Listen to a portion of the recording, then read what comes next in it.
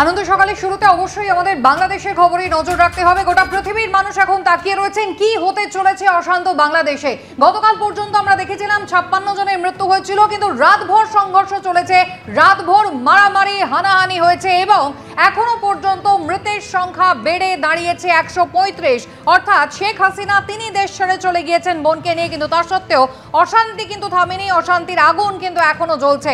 বাংলাদেশের বিভিন্ন জেলা এখনো উত্তপ্ত হয়ে রয়েছে, বিভিন্ন জায়গায় মারামারি হচ্ছে, সংঘর্ষ হচ্ছে, সংঘাতের ছবি কিন্তু এখনো অব্যাহত গোটা বাংলাদেশ জুড়ে।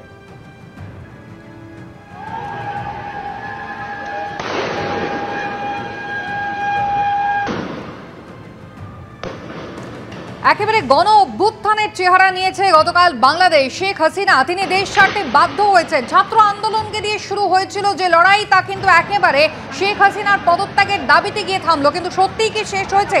যদি তাই হতো তাহলে শেখ হাসিনা দেশ ছাড়ার পর এখনো পর্যন্ত উত্তপ্ত হয়ে কেন রয়েছে বাংলাদেশ? এখনো সেখানে সংঘর্ষ কেন চলছে? গতকালই বাংলাদেশের সেনা প্রধান তিনি জানিয়েছিলেন 48 ঘন্টার সময়সীমা এবং তার মধ্যে অন্তর্বর্তী সরকার গঠন হবে। কারা হতে পারেন পরবর্তী প্রধানমন্ত্রী? কয়েকটি নাম সামনে এসেছিল, কিন্তু 48 ঘন্টার সেই সময়সীমাও খুব দ্রুত শেষ হচ্ছে। তা সত্ত্বেও কিন্তু দেখা যাচ্ছে অশান্তির আঁচ এতটুকু নিভছে না। ছবি দেখতে পাচ্ছেন, প্রচুর পরিমাণে টাকা উদ্ধার করেছে সেনা। এই মুহূর্তে সেনার নিয়ন্ত্রণে রয়েছে গোটা বাংলাদেশ। শান্তি স্থাপনের চেষ্টা তারা করছেন, এমনটাই বলছেন।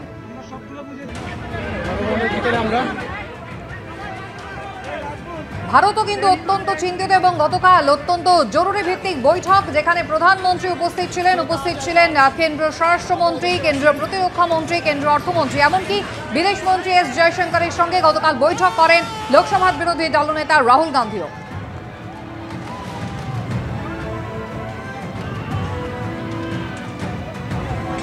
শেখ হাসিনা দেশ ছাড়ার পরে একেবারে সংসদ ভবনে ওপরে হামলা চালায় এই আন্দোলনকারীরা। শুধু তাই নয়, একেবারে শেখ হাসিনার বাড়ি সেই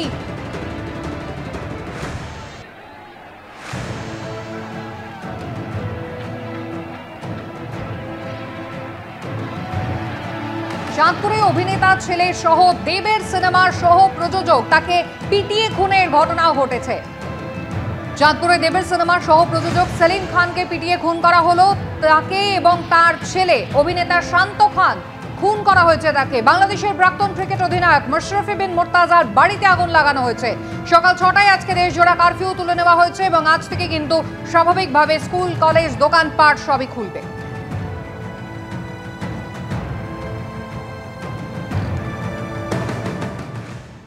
We are getting what we deserve. What 16 crore or 18 crore people of this country deserves. Everyone is happy, everyone is cheerful, everyone is celebrating the সরকার পতন। সেনার দখলে চলে গিয়েছে গোটা বাংলাদেশ এবং সেনা প্রধান তিনি আশ্বাস দিয়েছিলেন যে আর গুলি নয়, আর রক্ত নয়, 48 ঘন্টার মধ্যে অন্তর্বর্তী সরকার তারা গঠন করবেন। শুনুন। মাননীয় প্রধানমন্ত্রী পদত্যাগ করেছেন, একটা ইন্টারিম গভর্নমেন্ট ফর্ম করে আমরা দেশ পরিচালনা করব। আজকে এখানে জামাতের আমির ছিলেন, আমাদের বিএনপির শীর্ষস্থানীয় নেতৃবৃন্দ এখানে ছিলেন, জাতীয় পার্টির নেতৃস্থানীয় নেতৃবৃন্দ এখানে ছিলেন। এখানে আওয়ামী লীগের কেউ ছিল না। আমরা আজকে সুন্দরভাবে কথা বলেছি। সমস্ত দলের প্রধান দলের নেতারা এখানে উপস্থিত ছিলেন। আমি ওনাদের ইনভাইট করেছিলাম এখানে। আমরা একটা সুন্দর আলোচনা করেছি এবং এই আলোচনাটা ফলপ্রসূ হবে বলে আমি মনে করছি। আলোচনা করেছেন এমনটাই বলছেন বাংলাদেশের সেনা প্রধান। যদিও আওয়ামী লীগের কোনো প্রতিনিধি কিন্তু সেই আলোচনায় অংশগ্রহণ করেননি। শেখ হাসিনা দেশ ছাড়ার পর তিনি এসেছেন ভারতে এবং গাজিয়াবাদে সেফ হাউসে তিনি রয়েছেন। তার সঙ্গে অজিত ডোভাল তিনি সাক্ষাৎ করেছেন। তিনি দেশ ছাড়ার পর শেখ হাসিনার ছেলে কি বললেন? আমরা বাংলাদেশে গণতন্ত্র রক্ষা করে রাখতে চাই। সরকার পতন করে নতুন সরকার আসার সাংবিধানিক অনুযায়ী শুধুমাত্র একটি উপায় আছে, সেটা হচ্ছে নির্বাচন। আপনারা যে বঙ্গবন্ধুর মেয়ে শেখ হাসিনার বিরুদ্ধে বলছেন, আজকে শেখ হাসিনা না থাকলে বাংলাদেশ এতদূর আসতে পারত? অসম্ভব। কেউ কল্পনা করতে পারে নাই যে বাংলাদেশ এরকম উন্নতি করবে, এরকম উন্নয়ন হবে। ঠিক আছে, শেখ হাসিনার পর আপনাদের কি হবে সেটা আমারও চিন্তার বিষয় না, আমার পরিবারের আর চিন্তার বিষয় না, আপনারা বুঝবেন। বাংলাদেশের পরিস্থিতি নিয়ে আমরা আলোচনা করব। যারা উপস্থিত রয়েছেন স্টুডিওতে, আসুন শুরুতেই পরিচয় করে দিই। রয়েছেন দেবনারায়ণ সরকার, স্বপন দাস, চয়ন ভট্টাচার্য, প্রাক্তন আইবি কর্তা গদাধর চট্টোপাধ্যায় এবং প্রাক্তন বিএসএফ কর্তা সমীর মিত্র। প্রত্যেককে স্বাগত জানাচ্ছি আমাদের স্টুডিওতে। আমি আলোচনায় আসবো একেবারে বিএসএফ এর প্রাক্তন ডিজি সমীর মিত্রকে দিয়ে শুরু করবো। সমীরদা, খুব স্বাভাবিকভাবেই ভারত বাংলাদেশের পরবর্তী সমীকরণ কি হবে, কতটা জাতীয় নিরাপত্তায় আমরা কতটা চিন্তিত, সেই সমস্ত নিয়ে অবশ্যই আলোচনা করব। কিন্তু কোথাও একটা প্রাথমিকভাবে যেটা মনে হচ্ছে যে ভারতের অভ্যন্তরে একটা গুরুত্বপূর্ণ আলোচনা ইতিমধ্যেই শুরু হয়েছে। অবশ্যই 48 ঘন্টার মধ্যে বাংলাদেশে অন্তর্বর্তী সরকার কারা গঠন করেন তার উপরে নির্ভর করছে যেমন আমাদের দেশের জাতীয় নিরাপত্তা নিয়ে কি সিদ্ধান্ত হবে, তার পাশাপাশি এখনো পর্যন্ত যে আশঙ্কা করা হচ্ছে যে বহু মানুষজন আশ্রয় চাইতে এদেশে আসতে পারেন, সেক্ষেত্রে কি ব্যবস্থা নেওয়া হতে পারে, মানে বিএসএফ বা কি ভূমিকা গ্রহণ করবে এই ব্যাপারে? দীর্ঘ মিটিং করেছেন director general border security force গতকাল সিনিয়র অফিসারদের নিয়ে, এবং সেখানে যে নির্দেশগুলো দেওয়া হয়েছে তাতে প্রথম কথা হচ্ছে যে ইনফ্লাক্স যদি হয় তাহলে সেটাকে যেন মানবিকতার সঙ্গে হ্যান্ডেল করা হয়। কারণ যারা আসছেন তার মধ্যে মনে হয় যে সংখ্যালঘুদের সংখ্যাই বেশি হবে। তারা জানি না যারা এই লুম্পেনরা যাদের দেখতে পাচ্ছি টিভির ইয়েতে, তারা কতটা তাদের সহ্য করবে তাদের উপস্থিতি বাংলাদেশে। সুতরাং ভারত সরকারের এবং বিএসএফ যারাই বর্ডারে আছেন আমার মনে হয় তারা অত্যন্ত চিন্তিত, এবং এই ব্যাপারটা নিয়ে তাদের মধ্যে দীর্ঘ আলোচনা হয়েছে। এখন প্রশ্ন উঠছে যে এই যে দেখা গেল যে পুরো সিনারিটা, আমি কালকের থেকে দেখছিলাম, কালকেও কিছু বলার সুযোগ পেয়েছিলাম, তাতে একটা জিনিস অত্যন্ত ক্লিয়ার যে এইটার পেছনে একটা বিরাট শক্তি রয়েছে, এবং এটা আর্মির যে তাদের যে অ্যাপ্রোচটা দেখা যাচ্ছে বডি ল্যাঙ্গুয়েজ, যে তারা এই জিনিসটাকে জানতো এবং সেই ব্যাপারেও তারা খুব বেশি এর উপর এইটা যাতে না হয় তার জন্য প্রচেষ্টা ছিল। একটা জিনিস বড় ক্লিয়ার এখানে, আপনি যদি দেখেন যে শেখ হাসিনা যাওয়ার পরে যে কথাটা বললো কুসুমিতা, তুমি বললে সেখানে প্রায় 150 লোকের ইয়ে হয়েছে, এবং শেখ হাসিনা যাওয়ার পরে মৃত্যু চলছে। এখনো পর্যন্ত যে লুম্পেনরা আর্মি চিফ কিংবা আর্মি তিনি কোনো সময়ই তাদের বাধা দেননি। তারা আজকে যেখানে যেখানে ছিল এই হাসিনা পরিবারের, সেইগুলোকে ভ্যান্ডালাইজ করেছে, সেগুলোকে অত্যন্ত আমি কি বলবো ঘৃণ্যভাবে সেই জিনিসগুলো করেছে। এখন আমার প্রশ্ন হচ্ছে যে শেখ হাসিনা চলে যাওয়াতে এটা দীর্ঘ আলোচনার দরকার, যেটা ভারতবর্ষের কি কি অ্যাঙ্গেল থেকে তাকে ইয়ে করতে হবে। কারণ শেখ হাসিনা থাকাতে যে সুবিধাটা আমাদের ছিল, বিশেষ করে anti insurgency, anti militancy and anti terrorism in the north east frontier, সেটা কন্টেন হয়েছিল। এখন যারা এই জামাতে, আমরা সবাই জানি, এটা লুকিয়ে রাখার কিচ্ছু নেই, মনে করতে হবে সেই বাংলা ভাইয়ের কথা।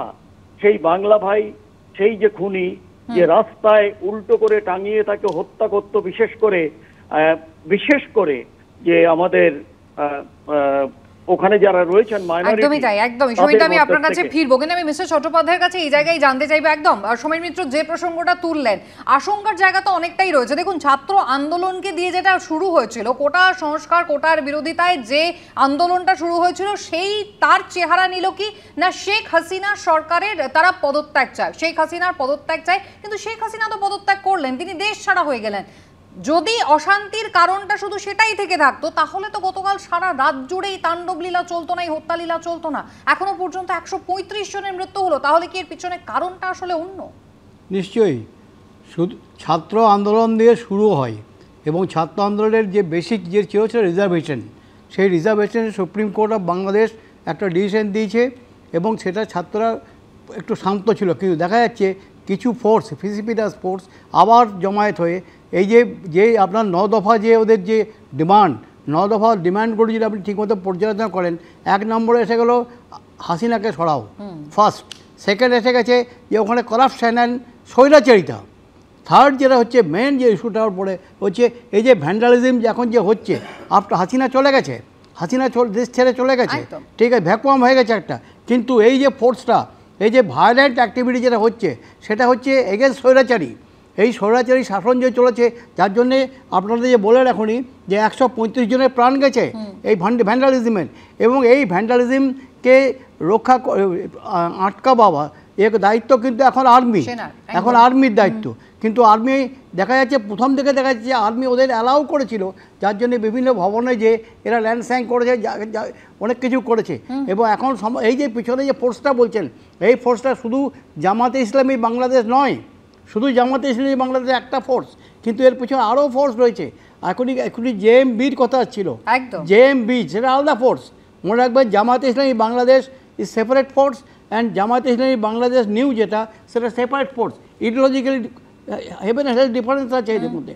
এবং তাছাড়া আরও ফোর্স আছে এর মধ্যে, পাকিস্তান এবং চায়না, এই দুটো কান্ট্রির যে প্রচ্ছন্ন সাপোর্ট রয়েছে সেটা কিন্তু খুব স্পষ্ট। এখন কোশ্চেন হচ্ছে যে এই যে বাংলাদেশের যে অশান্ত যে অবস্থা এখন, এই যে ভ্যান্ডালিজম চলছে এবং এটাকে দমন করার দায়িত্ব আর্মি এখন একটা ইন্টারিম গভর্নমেন্ট করার চেষ্টা করছে। ইন্টারিম গভর্নমেন্ট করে যদি কিছু করা যায়, কিন্তু ইন্টারিম গভর্নমেন্ট তৈরি করে কারা আসবে তার মধ্যে, এখন সেটা নিয়ে বিরাট কোশ্চেন হবে। Who will give the leadership, সেটা আলাদা কোশ্চেন হবে। এবং এই যদি পর্যালোচনা করেন দেখা যাবে যে এই যে ফোর্সটা এখন বাংলাদেশে আসবে, যে শক্তি আসবে, সেটা কিন্তু অ্যান্টি ইন্ডিয়ান।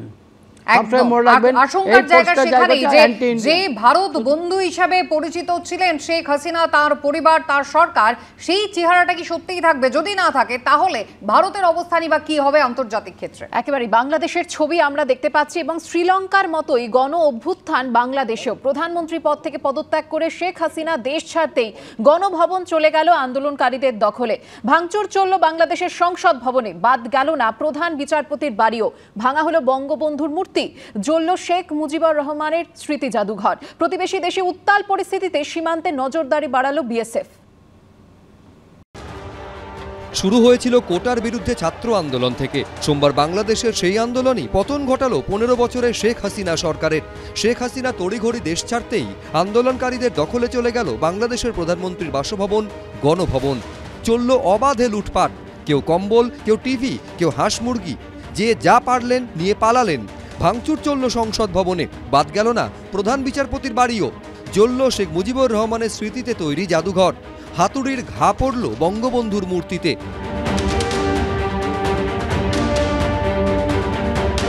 শান্তি রক্ষার স্বার্থে আসুন, ইন্ডিয়া একটা কান্ট্রি, বাংলাদেশও একটা কান্ট্রি, কিন্তু পাশের যদি রাজ্যে কিছু হয়, আমার প্রতিবেশীর কিছু হয়, তার একটা প্রভাব পাশের রাজ্যে পড়ে।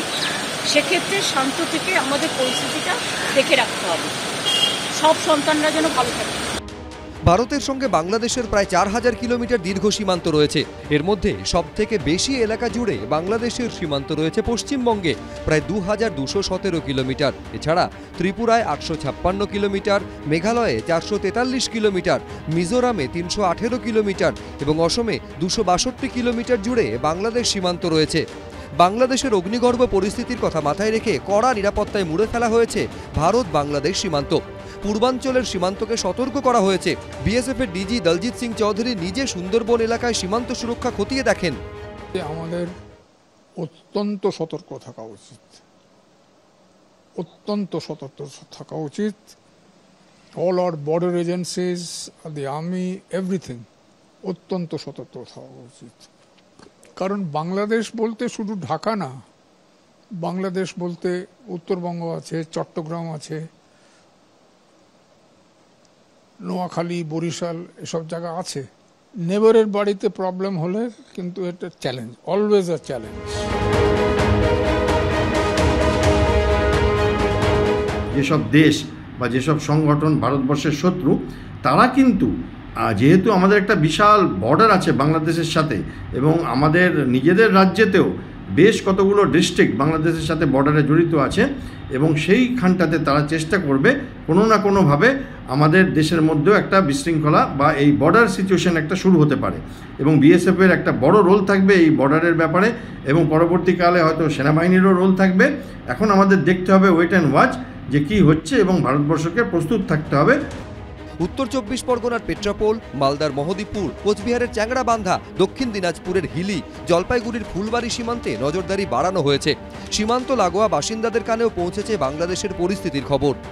আতঙ্ক আছে, আজকে আতঙ্ক গেছে। আমি গেটের পাশে গেছিলাম, তো সব মানুষ মানে সরে আছে, এই বোর্ডারে আসেনি, আর চিল্লাহারা করতেছি ভয়ে ভয়ে। বাংলাদেশের সমস্ত বিমান বাতিল ঘোষণা করেছে বিমান সংস্থা এয়ার ইন্ডিয়া। এবিপি আনন্দ। স্বপনবাবু, অবশ্যই সীমান্ত নিয়ে তো দীর্ঘদিনের আমরা জানি কেন্দ্র রাজ্যের মধ্যে একটা টানাপোড়েন আছে। এই ঘটনার পর সেদিকে কতটা মনোযোগ দেওয়া হয় বা বাড়তি নজরদারি থাকে সেদিকে তো অবশ্যই নজর থাকবে, কিন্তু এখানে প্রশ্নটা হচ্ছে যে কোথাও এই মুহূর্তে বাংলাদেশের যে অস্থিরতা সেটা আমাদের দেশের মধ্যেও চালিত হতে পারে থ্রু পশ্চিমবঙ্গ, এই আশঙ্কাটা যখন থেকে যাচ্ছে সেটা কি একেবারে উদ্দেশ্য প্রণোদিত? মানে কোথাও ভারতকে কার্যত বন্ধুহীন করে দেওয়ার একটা চক্রান্ত, এবং এর পিছনে চীন বা পাকিস্তানের হাত থাকলেও থাকতে পারে। এই উপমহাদেশে ভারতের চারপাশে যে প্রতিবেশী রাষ্ট্রগুলো আছে, আমরা যদি লক্ষ্য করি এই মুহূর্তে ভারতের সঙ্গে নেপালের সম্পর্ক খানিকটা ভালো, ভুটানের সঙ্গে খানিকটা ভালো, শ্রীলঙ্কার সঙ্গে একটু ভালো, আর বাংলাদেশের সঙ্গে অত্যন্ত ভালো ছিল বাংলাদেশ সরকারের সঙ্গে। কিন্তু বাংলাদেশে প্রতিনিয়ত ভারত বিরোধী কথাবার্তা বা আন্দোলন গত 2-3 বছর ধরে দেখা যাচ্ছিল, যেটা আমরা যদি ভারতের দ্রব্য বয়কট করো, বিভিন্ন কিছু অনেক কিছু নিয়ে চলছিল। এটা যদি আমরা লক্ষ্য করি, চীন তার প্রভাব বাড়িয়েছে পাকিস্তান, আমাদের বার্মা, এই বিস্তীর্ণ অঞ্চলে, এবং চীনের মূল দরকার ছিল বাংলাদেশকে।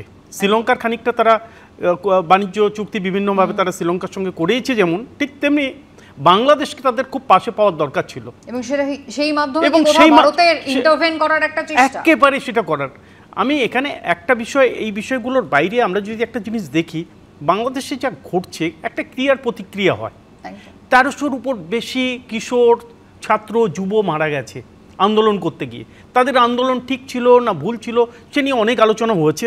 সংরক্ষণের বিরুদ্ধে তারা আন্দোলন করেছে, সেই সংরক্ষণ উচ্চ আদালত তুলে দেওয়ার পরেও তারা কিছুদিন শান্ত ছিল, কিন্তু তারপর আবার মাথা চাড়া দিল। তারপর যাদেরকে, এবং সেটা হাসিনার পদত্যাগের দাবিতে কনভার্ট হয়েছে, যে এত লোককে যে তুমি খুন করেছো তার তদন্ত দরকার, শাস্তির দরকার, বিভিন্ন কিছু তারা আন্দোলন করেছে।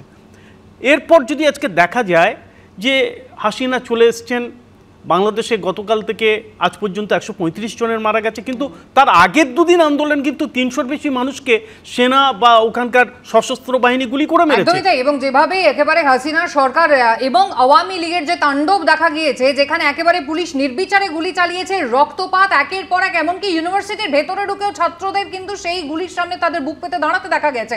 অবশ্যই হাসিনা সরকারের প্রতি যে একটা গণ অভ্যুত্থান তৈরি হয়েছে তার পিছনে এগুলো যথেষ্ট গুরুত্বপূর্ণ কারণ। আমি দেবনাথ বাবুর কাছে আসবো। দেবনাথ বাবু, একেবারে দীর্ঘদিন ধরে ছাত্ররা আন্দোলন করে আসছিলেন এই কোটা সংস্কারের দাবিতে, আমরা জানি, এবং কোথাও একটা দেখা গেল কিছুদিন পর শেখ হাসিনা তিনি একটা কড়া বার্তা দিলেন। তিনি বললেন একেবারে সংবাদ মাধ্যমের সামনে এসে প্রতিবাদ করছেন করুন, কিন্তু সেখানে যদি সরকারি সম্পত্তি ভাঙচুর হয়, কোনো অশান্তির ঘটনা ঘটে, তাহলে কিন্তু সেইভাবে বুঝে নেওয়া হবে। কোথাও এই ধরনের মন্তব্যগুলো করে করে কি তিনি কার্যত জনবিচ্ছিন্ন হয়ে পড়লেন, এবং আন্দোলনটা যে আরো পুরোধার হয়ে উঠলো, ছাত্র আন্দোলনের পিছনে অন্য শক্তিগুলো যে মাথা চাড়া দিল, কোথাও সেটা উপলব্ধি করতেই দেরি হলো তার, বা বাধ্য হলেন পালিয়ে গিয়ে প্রাণ বাঁচাতে?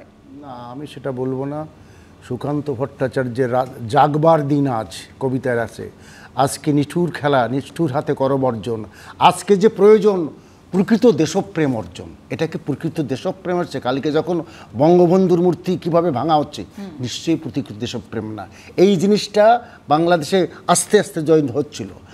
হাসিনার বিরুদ্ধে এই বিদ্রোহটা একেবারে অন্যায্য বিদ্রোহ, এটা অস্বীকার করে লাভ না। আজকে যদি কোথাও ভাঙা হয়, মারা হয়, তখন কি বলবে? হাসিনা তো বলবে শক্ত হাতে দমন না করলে তো সব কিছু করবে। এই মৃত্যুগুলো তো ওরা নিজেরা মেরে নিজেরা মারছে, এও যেন এমনকি ছাত্রলীগ, আওয়ামী লীগের লোককেও মারছে, পুলিশকেও মারছে, সেটা দেখা হচ্ছে না। কেন? করা না হলে কি করবে? তোমরা ক্ষমা করো, তা তো নয়। এই জিনিসটা আমরা হাসিনাকে অত্যন্ত কড়া হাতের কী করবে, নরম হাতে করবে, কারণ এই শক্তিগুলো ভিতরে ভিতরে জুটছিল, উঁচু হচ্ছিল। আচ্ছা, যে জিনিসটাকে নিয়ে আন্দোলন হলো প্রায় 19 হাসিনা সরকার তা কমিয়েও এনেছিল, কিন্তু এবং সেটা গন্ডগোলটা বাঁধালো কি হাইকোর্ট সেটাকে আগে পুনর্বহাল করলো, তাই নিয়ে আন্দোলন। হাসিনার বিরুদ্ধে তো আন্দোলন না। আজকে রাষ্ট্র আজকে বলছে আইনসভা থেকে আরম্ভ করে সেখানে বিচারালয় সেটাকে বাড়ালো, পরে সুপ্রিম কোর্ট সেটা আবার কমিয়ে আনলো। ঘটনা তো তা নয়, ঘটনা মূল ঘটনা হচ্ছে হাসিনাকে পদত্যাগ। এই ঘটনা আজকে থেকে না, অনেক আগে থেকে। এবং এই কারণে এই হিংসাশ্রয়ী আশ্রয়, এই বিভিন্ন মৌলবাদী, আগে যারা বক্তৃতা করেছেন তারা পরিষ্কারই বলেছেন এই মৌলবাদী শক্তি হাসিনার বিরুদ্ধে লেগেছিল, ইস্যু হচ্ছিল। তালিবানি একটা চেহারা দেখুন, যে আমরা শ্রীলঙ্কাতেও দেখেছি 2022 সালে, তার আগে ইরাকেও এই ধরনের ছবি দেখা গিয়েছিল। মানে একেবারে গণ অভ্যুত্থান বলে যেটা সামনে আসছে, সেটা কি সত্যি স্বাধীনতা? যারা বলছেন যারা স্বাধীন হলেন, তারা কেমন স্বাধীন হলেন? এই কোন প্রবণতা? যার হাত ধরে আন্দোলন করে আজকে বাংলাদেশ স্বাধীন হয়েছিল, সেই মুজিবুর রহমানের মূর্তিতে যখন কোপ পড়ছে, তার মূর্তির ওপরে চড়ে যখন ভাঙচুর চালানো হচ্ছে, এই কোন স্বাধীনতা পেতে চাইছেন বাংলাদেশের মানুষ? আমি একদম খুব স্পষ্টভাবে বলছি, স্থিতিশীল বাংলাদেশ, ধর্মনিরপেক্ষ গণতান্ত্রিক বাংলাদেশ প্রয়োজন আমাদের দেশের স্বার্থে। এখানে কোনো যদি কিন্তু অবকাশ নেই। মুক্তিযুদ্ধের ধারা আমাদের মনন তৈরি করেছে। আমি চয়ন ভট্টাচার্য আপনাদের সামনে বসে কথা বলছি, আমার বসুমঘাটা বাইলেনের বাড়িতে, 23 বসুমঘাটা বাইলেনের বাড়িতে 4 জন মুক্তিযোদ্ধা আশ্রয় নিয়েছিলেন ওই মুক্তিযুদ্ধের সময়। আমি তখন শৈশব। নির্দিষ্টভাবে বলে রাখা দরকার, আমরা বামপন্থীরা প্রথম থেকে বাংলাদেশের পাশে থেকেছি এবং মুক্তিযুদ্ধের ধারা আমাদের মনন তৈরি করেছে। মুক্তিকামী মানুষের লড়াইয়ের এই উদাহরণকে আমরা ঐতিহ্য হিসেবে বাঁচিয়ে রাখতে চেয়েছি। মুক্তিযুদ্ধের ধারা তার মূল্যবোধ কোন জায়গায় যাচ্ছে সে সম্পর্কে আমাদের সচেতন থাকা দরকার, সতর্ক থাকা দরকার। বঙ্গবন্ধুর মূর্তি ভাঙা হচ্ছে, সেটা কোনো অবস্থাতেই ভালো সংকেত নয়। আমি আরেকটি কথা এক্ষেত্রে বলতে চাইছি, আমার অভিজ্ঞতা যা বলেছে সেটা হচ্ছে বাংলাদেশে জামাত পাকিস্তান, আমেরিকা, সৌদি আরবের স্বার্থে কাজ করে। তাঁরা যদি এই আন্দোলনের নেতৃত্ব দিয়ে থাকে, এই নেতৃত্ব যদি দখল করে নেয়, যদি সরকারে তাদের প্রভাব তৈরি হয়, তাহলে তা আন্তর্জাতিক রাজনীতির পক্ষে ক্ষতিকর হবে।